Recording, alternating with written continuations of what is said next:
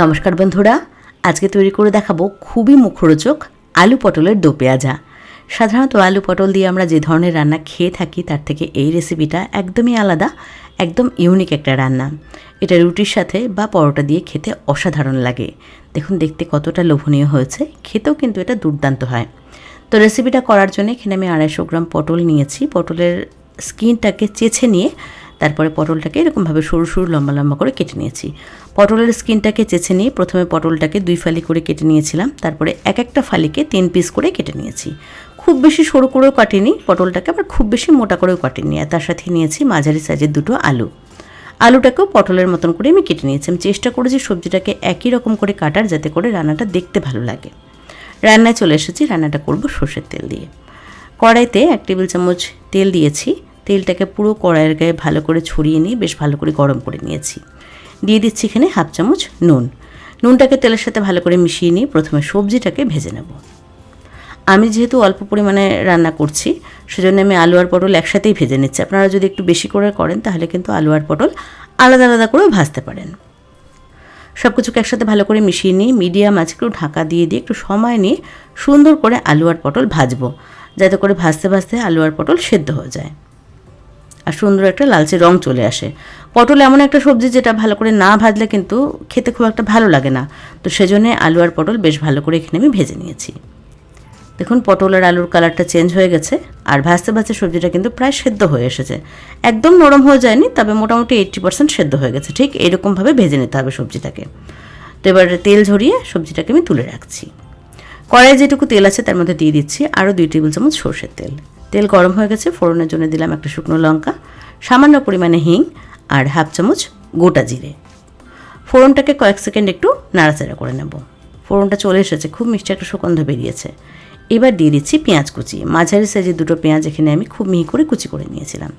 পেঁয়াজটাকে দিয়ে মিডিয়াম আছে মিনিট 2-এর জন্য একটু ভেজে নিতে হবে। পেঁয়াজটাকে বেশি লালচে করে ভাজার দরকার নেই, একটু হালকা করে ভেজে নিয়েছি। তো পেঁয়াজটা একটু হালকা ভেজে নেওয়ার পরে দিয়ে দিচ্ছি এখানে আদা রসুন আর কাঁচা লঙ্কা কুচি। আদা রসুন আর কাঁচা লঙ্কা খুব মিহি করে এখানে আমি কুচি করে নিয়েছিলাম।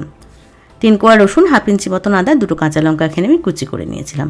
তো আদা রসুন কাঁচা লঙ্কাটাকে পেঁয়াজের সাথে আরও 2-3 মিনিটের জন্য সুন্দর করে ভেজে নিয়েছি। এখন কিন্তু খুব মিষ্টি একটা সুগন্ধ বেরিয়েছে। এবার দিয়ে দিচ্ছি বড় সাইজের একটা টমেটো। টমেটোটাকে আমি গ্রেটার দিয়ে গ্রেট করে নিয়েছিলাম। অল্প নুন দিয়ে দিলাম, 1/2 চামচ নুন দিয়েছি। এবার টমেটোটাকে খুব ভালো করে সব মশলার সাথে কষিয়ে নেব। নুন দিলে কিন্তু পেঁয়াজ আর টমেটো খুব সহজেই মজে যায়।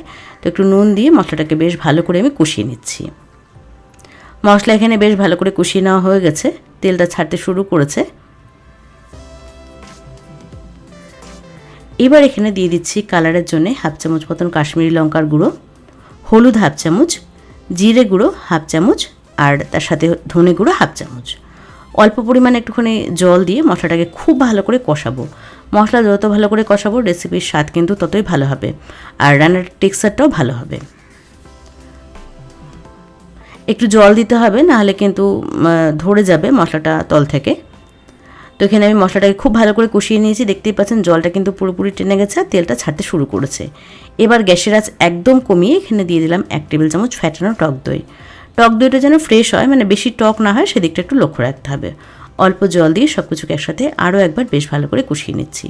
টক দইটা রান্নায় দেওয়ার আগে অবশ্যই ভালো করে ফেটিয়ে নেবেন আর গ্যাসের আঁচ একদম কমিয়ে তারপরে টক দইটা দেবেন।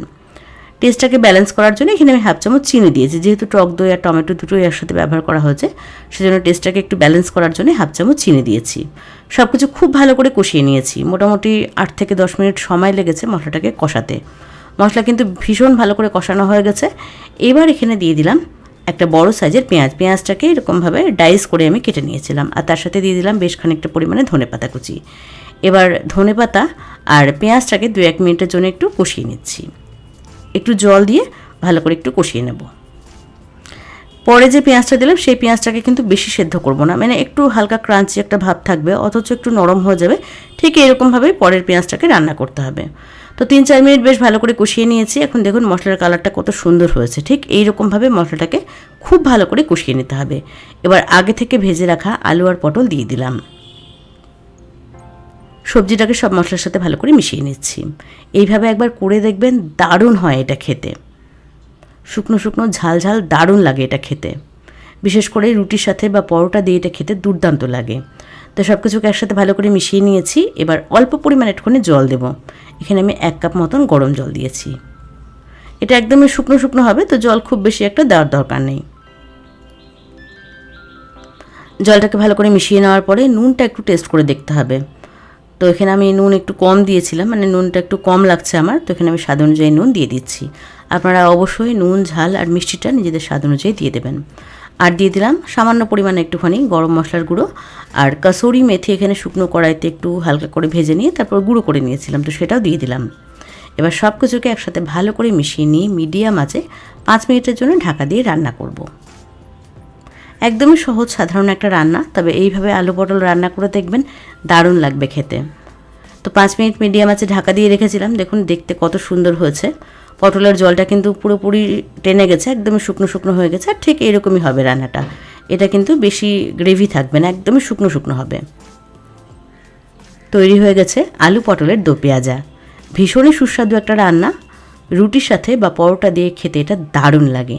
তো কেমন লাগলো আজকের এই সহজ সাধারণ ইউনিক রান্না, সেটা অবশ্যই কমেন্টস করে জানাবেন।